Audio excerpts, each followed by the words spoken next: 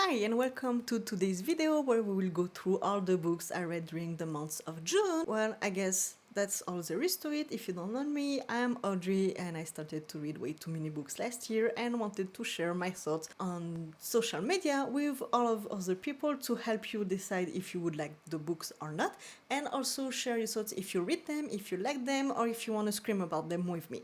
I guess that's all. Let's go through all the books I read last month. I mean, this month, we're technically 30th of June. Let's go.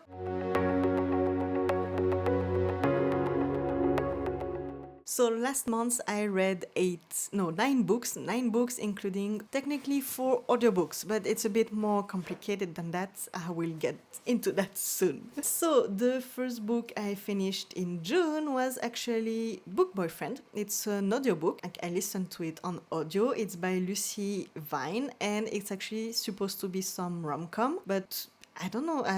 Is it a scam? Like, I feel like romantasy and rom-com, like everybody is talking about romance to sell the books when actually it's not always like the most important part of the plot. So Book Boyfriend, you are following basically 2 twin sisters who are very different. One of them was living in US and is coming back to UK, and somehow they end up living together. The one living in UK, or that was always living in UK, she's actually very introvert person. She doesn't work at a library. She's like a ghostwriter, like assisting to a ghostwriter, because she's not a ghostwriter, she's assisting a writer, and she spends all her time in libraries, and she loves books, and she has a flatmate, and she has a very steady life. And her sister is more outgoing, and she's more extrovert, and kind of she doesn't like books, and kind of like all the dramas and have fun. So they are very opposite side. The introvert one is exchanging notes with someone she doesn't know through a book they are both borrowing at the library, and we don't know who is that person. Is it a creep? Is it a boyfriend? Is it someone she knows? We have no clue. While the other sister is trying to escape life and escape the fact that she needs to find a work, that she needs to find a place to be, and what to do with her life by obsessing over a TV star. So that's pretty much the plot. For me, I felt like the most important part of the book was the interaction between the 2 sisters. It is dual point of view, so it was very interesting to see both point of view from both sisters. And the story was a lot of fun, and it was funny, especially the obsession with the TV star was really, really funny. I did kept wondering who is the book boyfriend that she's writing notes to and exchanging with. Do we know him or not? So it was very nice read, and it's actually part of the vlog I've published because I read it, like I listened to the audio while doing the book. So if you want more inner thoughts, feel free to go there. I feel like I'm speaking fast and rambling, but because I'm kind of binging videos today while I set up the camera, and that I'm not dying in the hotness. So yes, sorry if I go through a bit fast. Then we have Stay for a Spell by Amy Coombe. I also listened to the audiobook. You also have my deeper thoughts into the vlog. Is the same vlog. It's the one that has been published beginning of July, so it will be published before this video. But anyway, it's also another book that actually started in May or maybe even in April, and I just did not finish it. You follow a princess who goes to a bookstore and gets cursed, and she needs to stay in that bookstore until she unlocks what her heart desires. So she just stay there, and her parents are sending her prince to kiss because, well, to break a curse, you of course need to kiss a prince who is your true love. It was nice, it was funny. It's not my favorite cozy book, but it was fun. And there is also that pirate who is also cursed and comes back all the time at the bookstore, and he's having way too much fun with all the drama. And there is that teenage girl also who is kind of a dragon. I don't know, it was weird, I didn't fully get it, who comes there and she starts helping her out in the bookstore and everything. So you have nice little fun family. It was fun. It was not perfect, but it was nice and cozy. If you like cozy fantasy, I would recommend. And if you want deeper thoughts about it, you can see my way too long vlog. Then still part of the vlog, because actually I started the month, like I ended up May reading Smoke and Scar and starting a vlog thinking that I would read Smoke and Scar in June, but things turned out differently. So then I read, wait, I don't have the books in order. I read The Soulbind by Rebecca Ferrier. It's a gothic fantasy.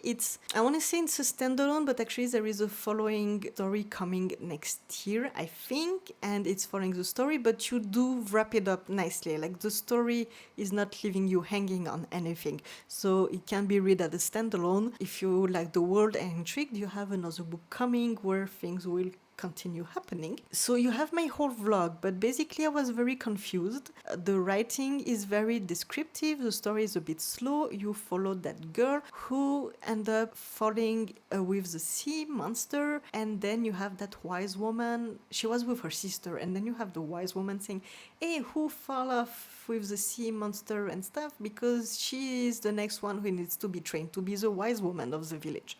And what is a wise woman, you will ask? Well, she's kind of like the healer witch person from the village, and she needs to live without getting married, without having kids, and just taking care of the people. And so basically you follow that girl that I cannot remember her name, and she just get trained with that wise woman. You have the sister who is very sick.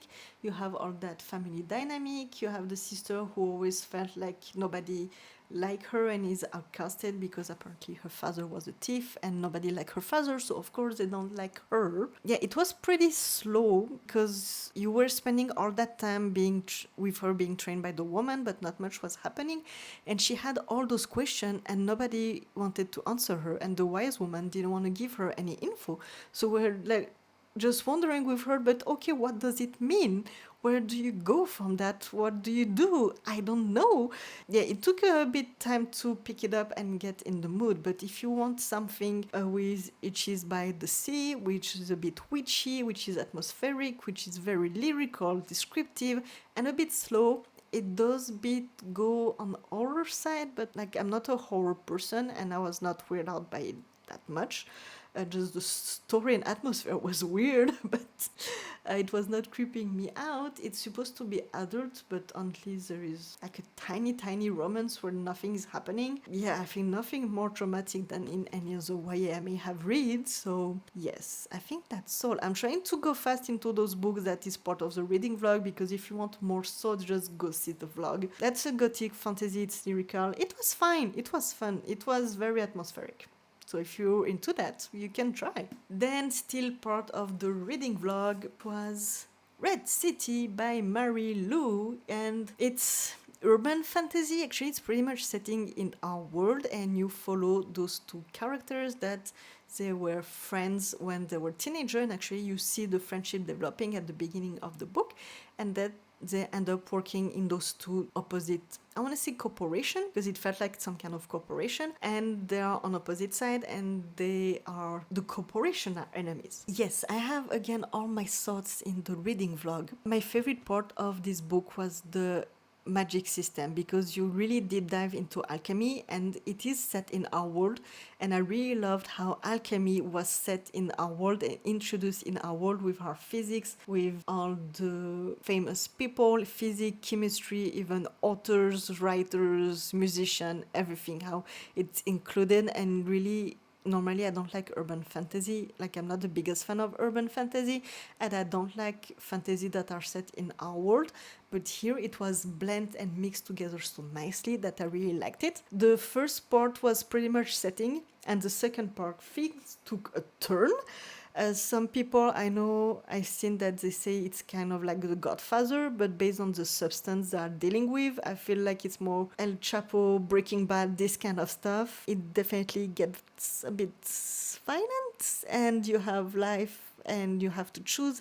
There is interesting relationship to money and grow up and try to make it, and being poor and just try to survive and make things better, and all the subject. The second half really got me. It got dark. It got unexpected things. I didn't know where things would go, because I didn't see how that story can end or continue. And yeah, it was a wild ride. Like the first one was like, okay, I love the magic and it's setting up the world, but nothing much is happening. And second half was like, yeah, okay, enough is happening. I'm good. And a lot of things I did not expect happening. So anyway, go check the vlog. You will have all the thoughts on Red City. I do recommend it, and the second book come out next year. Then I read A Trial of Sorcerer by Elise Kova. And it's a YA fantasy by Elise Kova. It's the third series I read from her this year. I read Arcana Academy. Well, technically I read Arcana Academy in December. I read Dragon Curse in January, and now I read Trial of Sorcerers. It's a series of 5 books. I did try to read it earlier this year, but I was not in the mood because it felt very YA. And this time I was, you know what? It's so hot, it's summer, I'm exhausted, I feel like something very YA. Some people in summer wants to read more romance, me, I want to read more YA. Basically, you follow that girl who is in a school and she's with her brother in that school, and also there is her aunt, which is nearby, and her uncle, which is kind of the headmaster of the school. I don't remember the title. And she has that best friend, and she's kind of secluded. Like, not secluded, but she's overprotected. Something happened few years prior you meet her, and everybody is very worried about her and overprotective about her, and they don't want her to do anything. Like, go to study, have your friend, but don't do anything weird, because also she hears those voices and we don't know where they're coming from and what are they. And the brother is normally supposed to have finished school, but somehow he stays at the school. She feels like it's because it's to protect her and that everybody is just trying to protect her. And she also works as a nurse, like a healer, fantasy, so a healer. And she's having a great time there while she's also studying. And suddenly they announce that there is that trial that will happen and will select the best of each category of magic, because you have magic, basically you have different kind of wielder. You have like water wielder, fire wielder, wind wielder, and earth wielder, I think, if I remember right. You have those 4 categories, and so basically one student from each of those magic thread will be selected and go to the trial with the 5 kingdoms to try to harmonize everybody. I don't remember the purpose of that trial. It was not deep dive into it. Yeah, she's like, well, that sounds fun. I would like to do the trial because, oh yeah, also the trial will is connected to a Nile, like not a Nile, but like some kind of country that she's fascinated about and that she's been obsessed her whole life, and she loves to read everything about it, learn everything about it, and they have their own language, their own way, and everything. And she's been fascinated. It's like, I don't know if you grew up being fascinated by let's say Scotland, because I feel like it's a bit more whimsical and fantasy like than other country, but you're just fascinated to go to everything Scottish, and then suddenly you have that trial and you can win a trip to go to Scotland or like something like this. So she's like, oh, I really, really want to go to do the trial, and her whole family is like, no, but it's too risky, it's not for you, just keep yourself in check, it's too hard, you cannot do this, we need to protect you, you need to stay here, stay close, and don't put yourself in any kind of danger, as little as it is. So she's kind of mad about it, and basically the whole first book is her trying to figure out why is everybody so worried about her, and her trying to prove them that they don't have to worry, she's okay, she's better, and she can do it, and she can use magic, and she can do the trials, and they don't have to overprotect her as much. Yeah, that's the whole series. Does it need 5 books? That's the one thing I'm just not sure about, even though I read series like Lynette Noni, Meadow and Chronicles needed all the books. Here I had the hard time the first time I was reading because it was a bit slow, and because again she's like 18 and nobody wants her to do anything, so it felt a bit young for me. It's still a very fun read. I had a great time. I do want to pick up the next book actually. I like to binge my series. I did not binge this one, but I think I will pick up the second book soon because I'm really intrigued. I want to know what happened next. You have nice kind of not fun, like you have real family, but you have also nice friendship and interesting family dynamic also, and a lot of secrets to unfold and a lot of discoveries, whether it's on that place that she's been obsessed about or whether it's on what's going on in the school and everything.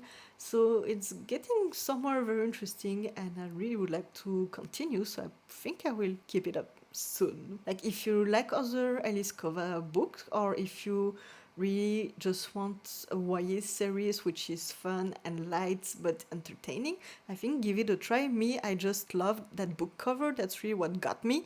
But yeah, see if it's your vibe. Actually, I went on Elise Kova website. I don't remember from where, but she has a little quiz, and depending what you like and what you're in the mood for, it tells you which book from Elise Kova would be perfect match for you.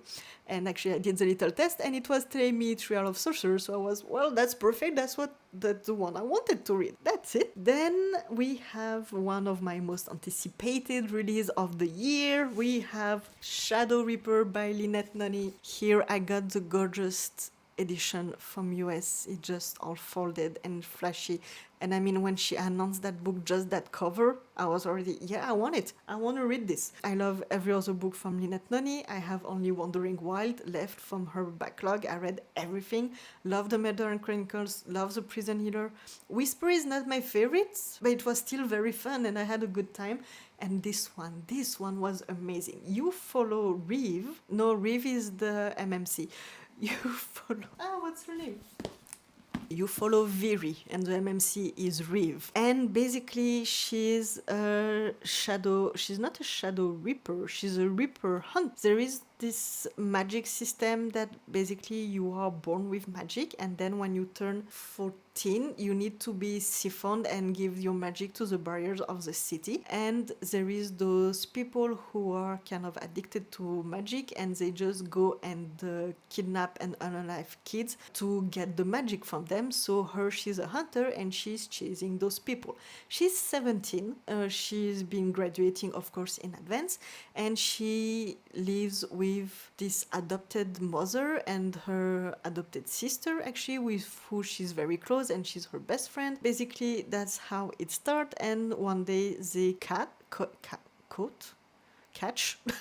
sorry, my English is slipping away from me.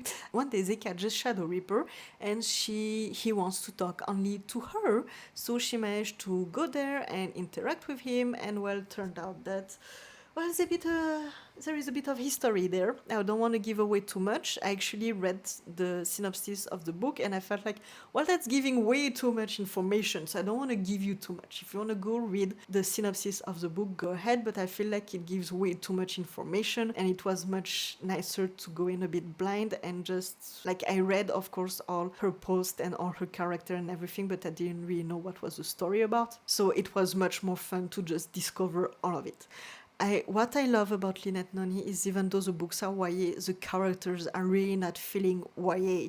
They are just feeling already so grown up, like they were all 17, 18, but easily it was not much to do to make the whole story with them being in their early 20s. Like, I mean, she was already a hunter, and she was already having this job and this responsibility, and her friend too, and all the whole story, it was already with very grown-up people who already had jobs and all those things. And the magic system was interesting, was a bit hard to get my hand around it and understand everything, to be honest. So the more I read, the more everything made sense. I usually don't like every character in a book, but here I loved the FMC. She was funny, she was self-confident, she knew who she was, what she wanted, where she was going. I love the Reeve.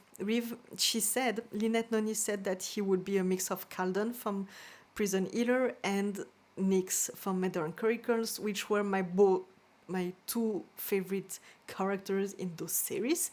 And I'm so happy that the funny, arrogant, like self-confidence, border arrogant best friends became the MMC, because, well, then he's not, not the best friend anymore. He's the main love interest, so you see more of him. It's kind of enemies to lover, more complicated than that, but yes, I just love the MMC. And also the side character, you have her best friend who was also so funny and nice, and you have like her sister / best friend, and then you have her best friend also, who is a guard, who was also so smart and a lot of fun. And then you have also all the side of characters who were just a lot of fun. Like, there is not a character I did not like in this book, and I always don't like some characters in this book. I went in thinking, okay, I know Lynette Noni, so I'm ready. My brain is ready, and I will think of all the possible outcomes, all the 15,000 possibilities. I will think about it, I will guess it, she will not get me. Well, she got me. she definitely got me. She got me. She got me. There were twists I didn't see coming, twists that I saw coming and I was still surprised, things that I thought could happen, but I thought didn't think could happen at the same times. It was a whole journey, just like Lynette Noni knows how to, and it was just, I love it. I love everything Lynette Noni does. It will be a duology. I don't know when the second book is coming, but I definitely will get my hands on it. And I just love everything she does. I feel like I'm going very fast in that wrap up. I usually feel like I'm taking more my time and more a bit deeper into everything. So I'm sorry it's a bit more rapid this month. I mean, a lot of them were in my reading vlog, and maybe I shouldn't have recorded everything today. That was my mistake. But anyway, loved it. Loved the magic, the world. Like, you see those woods here, I managed to understand why we are ended up there, and just the whole story, how it evolves, it was amazing. Then the second book I finished is From Blood and Ash by Jennifer L. Armentrout. And actually, the first part of that reading is also on my reading vlog, because the first half I listened to the full cast audiobook. Yes, I did. And then it's, one of the audiobook that you need to buy twice because it has full cast, and I didn't have any credit left, and I didn't want to spend more on finishing the second half. Started to install Libby, and it was available, and I thought, you know what, I will finish the ebook and see how it goes, because actually from the first book, and if I think I mentioned it in my reading blog, I thought maybe the full cast make it better, and I think I would like it less if I read it physically. So I wanted to test that theory. But before I get into that, the story, you follow the FMC, I cannot remember her name, but she's a maiden. I still don't know what a maiden is supposed to be and why she's so interesting and important, besides the fact that she needs to be sheltered, she cannot talk to anybody, nobody can talk to her, she cannot be seen, and all she can do is be stuck in a room and have those classes to be this perfect, polite, educated person, but shouldn't be too educated either though, and that she can just go at 6 p.m. every day, go have a walk somewhere, and that's pretty much it, and she cannot have friends, she cannot see her family, she just needs to be secluded and know nothing. But why? I still don't get it. She was chosen by the gods, but what does it mean? What do they want from her? What is she supposed to be doing? We don't know. Yes, I'm still mad about it. And then you have the MMC that definitely I can tell you that the audiobook and the voice narrator made it 10 times better than the physical book. He was a lot of fun. He was snarky and funny and protective and everything.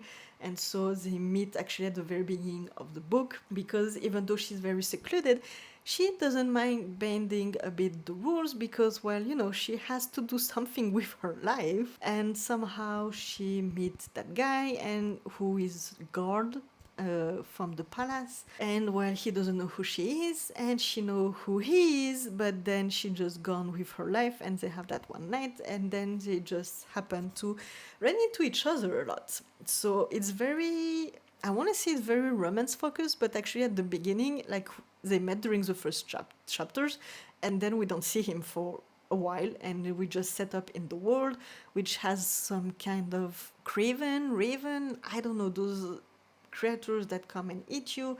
You get to know her guards, who is kind of like a father figure, her ladies in waiting or whatever, who is her friend. Yeah, she lives at the Dutch and the Duchess. You get to know the Dutch, that he's not a good person, and all of this. Like, you get to know the world.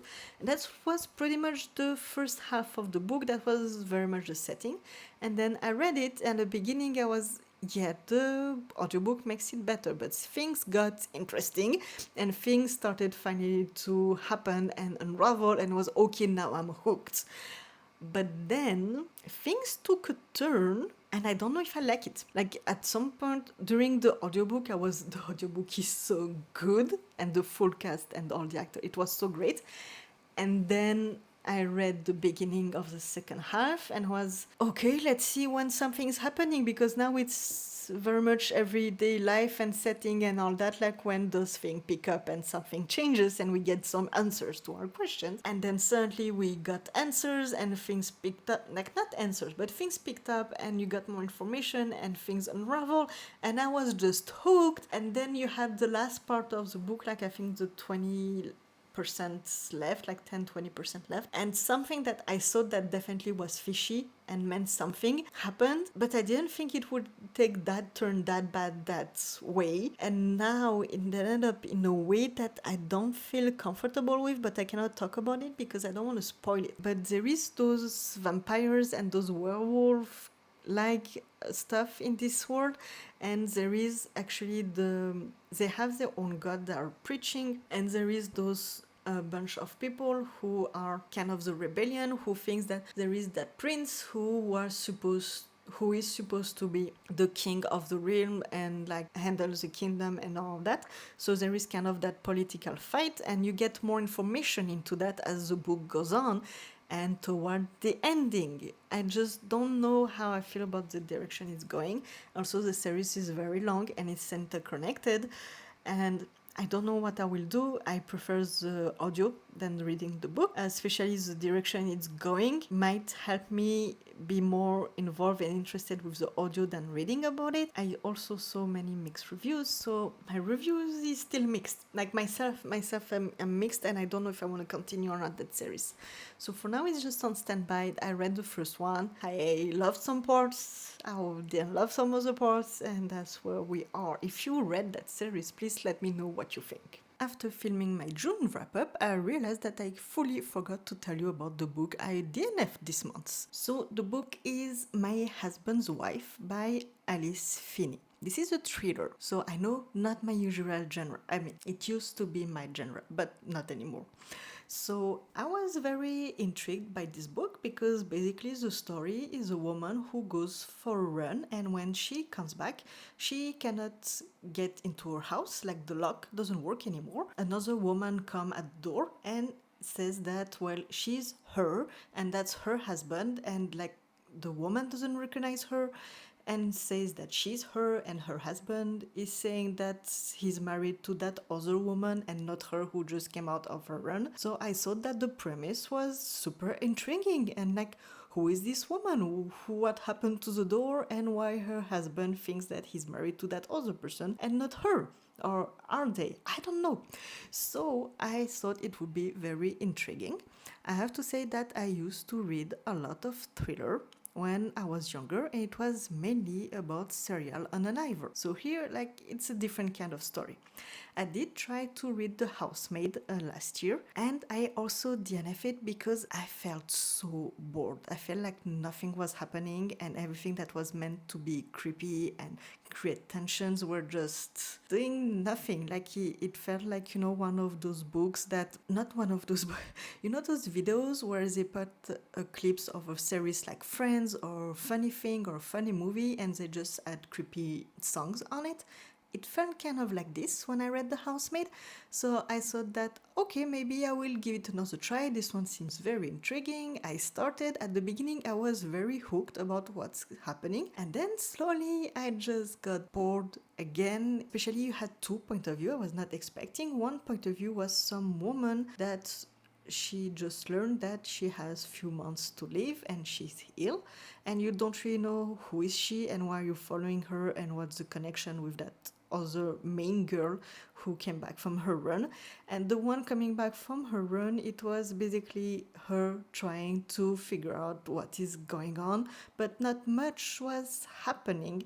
And I don't know, at the beginning I was very intrigued, and then I just lost interest very fast. I felt like things were not moving along, especially it's a short book, right? Yeah, it's 326 pages, so it's pretty short. It's a thriller, so I was expecting things to move faster, and it did not. And I think I'm just not a thriller person, even though I'm still to this day traumatized if I ever go on the highway and it's night time and I go to those resting spots on the highway. I'm still freaking out because of one thriller I read 15 years ago, I think now, about a serial unaliver who was attacking people on highways. But here, those two books made me feel like just, I don't know, people in their daily life with nothing interesting happening. So I think I'm just not a thriller person anymore, or at least not that kind of thrillers. Are just not for me. I feel just bored, and I thought that maybe, I don't know, it's because it's too much of a routine, there is not much intrigue. But then I read the historical fiction that I will tell you more about my June wrap-up, because my July wrap-up, because I didn't manage to finish it in June. The no historical fiction was also slower, and I think about the invisible life of Daddy LaRue, which was also slower, and I have no problem with those books. I love those books, but the thrillers are just not working for me. That's it. That's okay. I tried, and that's just not for me. So I think that's all I had to add. Then I finished Harry Potter and the Deathly Hallows, the full cast edition audiobook. I've been listening to them since it came out. This one came out in May, but I was waiting to have that very long drive for my training in June, so I keep it aside. I read it and I listened to it, and now I finished it, and I'm a bit sad. And the full cast was amazing, and Dobby and Fred in full cast was way worse than in the book and in the movie. It was just so bad. But yeah, I just love a full cast. What can I tell you? And then the last book, well, again, as I said, I started Libby this month and discovered how it works and everything. And it was Blood Over Bright Heaven from M.L. Wang that was available. For some reason, I said, oh, you know what? I will just borrow it instead of going through my TBR. I will borrow and read it. I know it's a standalone. Not sure what it's talking about. I read the synopsis. That seems fun. And well, it made me very mad. It made me kind of sad, but also mad. Basically, you follow that woman who wants to be mage and do magic and reach that high mage thing, and she needs to pass a test because women are not allowed normally to get those ranks, and they are not even allowed to do magic normally. Like, they should just be a good wife, be a good mother, and because, you know, they're too emotional and not smart enough and they don't get it, and they just cannot do that. So see why I was mad for most of the book. And so she trained all her life to manage to be a mage and do that magic, because you have that kind of magic system which you need to use some kind of typewriter to create the magic, and it's like very interesting. She tried to reach that, and it's a world of men, of course, and nobody likes her, nobody wants her here because she's a woman, she's not supposed to be here, and that's basically the story. And she ended up having an assistant, which he comes from the Quen. The Quen is like, you have that city, and let's say that all over that you have those surrounding neighboring areas that nobody goes to, and you have those people who have the reputation to be, you know, just hunters and cannibals and not smart and animals, and it's like, you know, those very bad primitive part of civilization. They are barely human, like they don't consider them humans. And so some of them manage to get into that city or country or whatever it is, and there they have all the bad jobs, like you know, the most degrading job. Like, they will never be a mage, they will never do magic because they're not civilized, they're not smart, they're not meant for it, they're just animals, they're nothing. Like, even in their laws, they can be easily unalive for any tiny things, all those things. So see how this book just made me angry all over about the way women are perceived, about the way all that civilization is perceived. It just made me angry from beginning to end. Then I would say that it's a very particular book. Yes, it's fantasy, but it's like most of it, it's settled in that school, and a lot of it, it's talk about the magic, how the magic is working, how to improve the magic, because there is those barriers that they need to reinforce or something. So it's very heavy on technical magic, like, you know, heavy, I want to say, on physics and chemistry almost, but it's not really physics and chemistry. And you are really set up just in that, not school, but in that tower, in those office, trying to work out how to improve the magic, do the magic. So if you want like a book with a lot of world building, with a lot of action and things going on, and a lot of characters and a lot of politics, even though you do have politics meant to it, but I mean, it's not like an adventure, or it's not like, no, the Road of Bones, the Spark of the Everflame. Like, it's a completely different mood. It's a completely different magic system. Like, you're really set up in that building, and a lot of talk is how the magic system works and how to make it better or worse, and how that civilization of Quen people are seen and perceived, how women are perceived, and all of this, and also about worshipping the gods and how the magic system came into place and where it originated, and like to use knowledge and study and establishment of other people. So there is a lot of books that she goes to read, for example, to try to get info on how to modify it and stuff. It's very particular. I would say that you definitely not everybody would love it. You really need to like all the technical part of magic and be kind of closed up in the book and the impact on the world and the society you are living in and how to use it and all of this. And you get to know more about also that uncivilized civilization and how women were treated and how weak and emotional and damaged and all that they are. So it was very interesting. I really like it. No, it made me very mad, but it was very, very interesting. What I really like about it is to show how easily propaganda can get into your head, how easily it can make you believe one thing, how easily the government and the people can just brainwash you and make you think that something is the truth and hide the truth from you and manipulate you, how easily they can turn you against a whole civilization, how easily they can turn you against a whole gender. And you have all those talks, which if you've seen some of my other videos are talks that are already making me very mad. Yeah, you have all those topics and it was just interesting how easily you can have your vision perceived, and also how when the truth is thrown back at you, how hard it is for some people to accept it, how some people are also making themselves their own excuses to live with themselves and be like, yeah, okay, I know it's bad there, but who cares, because it brings this or there, or I'm having my own life, or I'm focusing on other stuff, so I can just ignore it and all that. So you have all those subjects here, so that's why it made me very mad. That was my last read. I have to say that I know it's a standalone, but the ending was not satisfying. The ending, definitely I did not see it coming. I did not think thing would go that way. But it felt a bit, I don't know, I would have like a little epilogue to know what happens afterwards and how things turn out. So that's the only thing I was missing. I feel like unsatisfied at the end. Then the relationship between the two main characters that were following was a bit weird, because they were supposed to be kind of around the same age. But because she was that high mileage, she has to be respected, and he's this uncivilized person. So, yes, ma'am, yeah, what can I do for you? Like, he was very submissive, even though his character himself was not submissive, but he had to survive. So the dynamic was a bit weird for me between them two, and was making me a bit uncomfortable, but I think that's also the point, right? But at the same time, I loved their conversation. Like, the conversation were very fascinating. It was my best moments when they were interacting and thinking together and reflecting and all that. Yeah, it's a very brain heavy book. If anything I said intrigued you, I think you would like it. That's all I have to say for Blood Over Bright Heaven, and I will stop rambling. And I did 40 minutes.